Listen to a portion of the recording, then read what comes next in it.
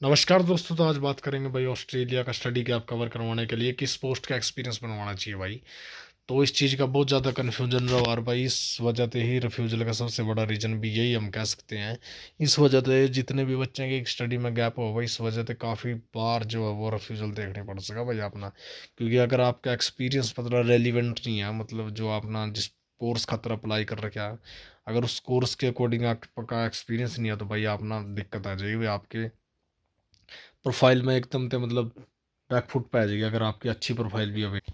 तो भाई एक बहुत ही ज़्यादा इंपॉर्टेंट डॉक्यूमेंट हो गया भाई एक्सपीरियंस। और एक्सपीरियंस बनवाने खातर मतलब आपका एजेंट जी ना नई नॉलेज होंगी, इतना नहीं पता लगता भाई, तो वो मतलब कुछ ही बनवा कर आपके उसमें प्रोफाइल में लगा देंगे और बाद में भाई दिक्कत आ जाएगी फिर। तो ऑस्ट्रेलिया स्टडी के आप एक्सेप्ट करा, बात यह है कि आपका जो है एक्सपीरियंस वो जेनवन होना चाहिए, आपका जेनवन एक्सपीरियंस हो, या आपने जिस पर बनवाया वो कंपनी जेनवन होनी चाहिए, मतलब उसका जीएसटी वगैरह सारा कुछ होना चाहिए, नेट के ऊपर उसकी वेबसाइट होनी चाहिए। और जो आपका मैनेजर है भाई उसका भी जो है वो डोमेन वाला वो होना चाहिए, इसको हम बोलते हैं जीमेल एड्रेस, ताकि उन्हें लगा भाई हाँ कंपनी जेनवन और इसका मालिक भी जेनवन हो। तो इस चीज़ का अपना विशेष ध्यान रखना भाई, अगर बनवाओगे भी तो ध्यान से बनवाइयो। तो अब बात करेंगे भाई गैप किन के खातर प्रोफाइल खातर एक्सेप्टेड है। तो भाई ग्रेजुएशन के बाद ऑस्ट्रेलिया में गैप एक्सेप्टेड है, 1 साल का हो 2 साल का हो आपका वीज़ा आ जाएगा, कोई ऐसी बात नहीं है। पर आपकी जो है वो कुछ चीज़ें जेनवन होनी चाहिए, जैसे कि सैलरी स्टेटमेंट वगैरह आपकी वो तो बन जाएगी बाद में, कोई दिक्कत नहीं। पर ये है कि आपका जो एक्सपीरियंस की कंपनियां बनाने वाली है वो बस अपना थोड़ा सा सही हो, नाम होना चाहिए उसका थोड़ा भाई, हाँ इस चीज़ में वो प्रोफिशिएंट होने। तो बात करेंगे भाई अगर आप एमबीए करने खातर जाना कि तो भाई ज़्यादातर बच्चे एमबीए करना, उनका एडमिशन एमबीए में करवा एजेंट, एडमिशन भी उन आसानी से मिल जा रहा अपना नहीं हुआ भाई, एक्सपीरियंस स्टूडेंट्स में कड़ी से कड़ी से कार्ड लाएगा बनवा था।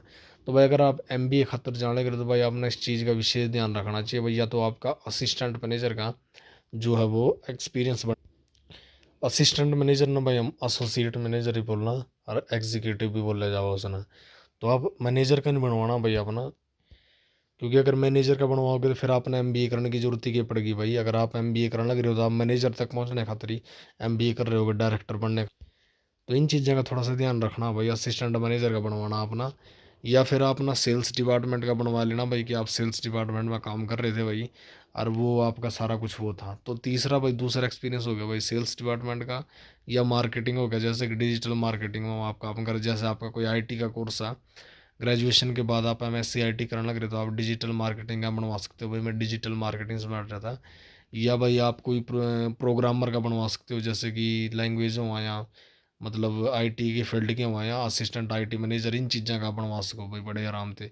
असिस्टेंट आईटी मैनेजर एक बहुत ही बड़ी एक्सपीरियंस रहा उनसे, आईटी फील्ड में जाना करे उनके खातर उनका एकदम मतलब न्यू रहेगा कि हाँ भाई रेलिवेंट एक्सपीरियंस था, तो आराम से उनका वो चल जाएगा। तीसरा हो गया भाई आपका, चौथा हो गया ये जो उनसे अकाउंटेंट हो गए भाई, अकाउंटेंट का भी आपका एक्सपीरियंस बढ़िया चलेगा। अगर आप एमकॉम या एमबीए करने जाना लगे तो इस फील्ड के खातर आप अकाउंटेंट का एक्सपीरियंस जरूर बनवा सको भाई, यूँ भी चलेगा आपका बढ़िया एक्सपीरियंस है, कोई दिक्कत नहीं यार। जो आपका कोर्स है उसी से रिलेटेड। उसके बाद भाई एचआर, असिस्टेंट एचआर, मतलब जो एचआर हुआ भाई उसके आप असिस्टेंट थे तो उसमें भी आप बनवा सकते हो भाई असिस्टेंट एचआर।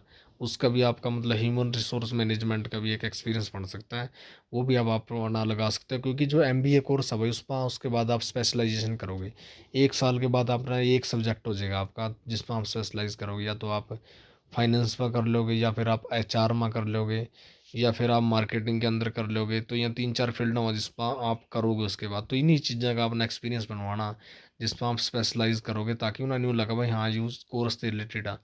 क्योंकि जो एमबीए की स्पेशलाइजेशन हुआ वो इन्हीं चीज़ों में हुआ, जैसे कि फाइनेंस माना बता दिया सर थे, ह्यूमन रिसोर्स मैनेजमेंट, और यहाँ था फाइनेंस हो गया, इन चीज़ों में हुआ। तो भाई इन चीज़ों का ही एक्सपीरियंस बनना। उसके बाद एक बार और बात कर लेते हैं भाई आईटी कोर्सेज का, तो उसमें आप डेटा एनालिस्ट का भी बना सकते हो भाई। डेटा एनालिस्ट था ना मेरा, सारा कुछ जो है कंप्यूटर लैंग्वेज के ऊपर ही चला, तो डेटा एनालिस्ट का भी एक बहुत बढ़िया रहेगा। फाइनेंशियल एनालिस्ट, जो फाइनेंस का एनालिस्ट हुआ उसका भी आप बड़े आसानी से आप अपना वो बनवा कर अपना आप आराम से काम चला सकते हो भाई। तो अब बताता हूँ भाई फील्ड कौन कौन सी इंडस्ट्रीज हैं जिनके एक्सपीरियंस आपके वैलिड होंगे। तो भाई अगर एमबीए के एक्सपीरियंस की बात करें तो भाई वो हर फील्ड में हुआ भाई, बेशक वो चाहे फार्मास्यूटिकल्स कंपनी हो, दवाइयाँ की कंपनी हो भाई, होटल हो बड़े बड़े, जिनसे होटलों में जैसे आईटीसी हो गया, रेडिसन हो गया, या बड़े बड़े होटल्स हो गए, इनका एक्सपीरियंस भी चला है। क्योंकि इनमें भाई फाइनेंस डिपार्टमेंट अलग होगा, एचआर डिपार्टमेंट अलग होगा, मार्केटिंग का डिपार्टमेंट अलग होगा, सेल्स का डिपार्टमेंट अलग होगा। हर चीज़ के अंदर भाई अलग अलग जो है डिपार्टमेंट बटे हैं, क्योंकि जिस तरह कोई फाइनेंस का काम संभाल रहा है भाई, जितना भी कैश आ रहा है जा रहा सारा उन्हें देख रहे हैं वहाँ, तो उनका डिपार्टमेंट अलग होगा। फिर HR डिपार्टमेंट होगा जिनसे भाई रिक्रूटमेंट करा, देखा भाई किस तरह मतलब करते हैं वर्कर लेकर आने नवे नवे। तो ये सारे डिपार्टमेंट वहाँ भाई, तो आप किसी भी इंडस्ट्री का बनवा सको बेशक, आप चाहे दवाइयाँ की कोई फैक्ट्री हो उसका बनवाना लग रहे भाई, या कोई होटल इंडस्ट्री होगी उसका बनवाना लग रहे, या भाई कोई और जितनी भी कंपनियां होंगी अपनी बड़ी बड़े प्लांट हो गए जितने भी वो आया, चीनी की मिल है कोई इस चीज़ का बनवा लो आप, चीनी की मिल होगी इसका बनवा लो, इसमें भी अकाउंटेंट हुआ भाई, कैश ना जिनमें से देखा फाइनेंस डिपार्टमेंट होगा, क्योंकि हर फील्ड हर कंपनी के अंदर होगा भाई जिनसे पैसे ना देखेगा भाई कितना पैसा है लिया कितना चाह लिया। ठीक है भाई। उसके बाद बात करते हैं भाई, जैसे सप्लाई चेन मैनेजमेंट हो गया, जो से इस कोर्स खातर जाओ सप्लाई चेन मैनेजमेंट में भी, तो इसमें आप इन्वेंट्री मैनेजमेंट का बना सकते हो भाई। इन्वेंट्री मैनेजर में जिस तरह की भाई कितना स्टॉक पड़ा था अपना जो वेयर हाउस हो वहाँ, बड़े बड़े जिस तरह की कोई चीनी की फर्म आ तो उसके अंदर भाई कितनी क्विंटल चीनी पड़ी, कि उसका डाटा सारा इन्वेंट्री मैनेजमेंट के उस बंदे पे हुआ भाई। सारा होटल में भी हुई रहा, बड़े बड़े होटल्स में उनसे भाई कितना जो है राशन पड़ा कितना, वो सारा पता वही रखा। तो इस चीज़ का भी आप बनवा सको भाई अगर आप ना सप्लाई चेन मैनेजमेंट में करना। तो भाई अगली वीडियो हम बात करेंगे भाई जो साइंस कोर्सेज में जाना कर ना किस चीज़ का एक्सपीरियंस बनवाना चाहिए, क्योंकि भाई देख एक्सपीरियंस अगर आपने बनवा रखा है तो आपका इंटरव्यू आएगा भाई, GT हो चाहे GST हो।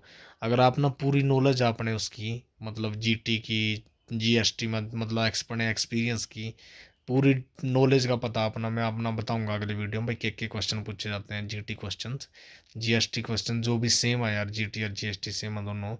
तो अपना थोड़ा सा नॉलेज होनी चाहिए भाई अपनी फील्ड के बारे में भाई, के काम करना अगर यार किस खातर वो किस पोस्ट पर मैं था उस चीज़ का तकरीबन पता ही होना चाहिए भाई के काम कर, इस चीज़ ना पूछा भाई एक्सपीरियंस में वहाँ, मतलब जब आपका इंटरव्यू होगा तो वहाँ जरूर पूछेंगे। तो भाई इस चीज़ से आप बनवा कर अपना आराम से गैप क्लियर कर सकते हो, अपनी एक जेन्युइन प्रोफाइल बना सकते हो भाई। सारे भाई है ना, जय श्री राम।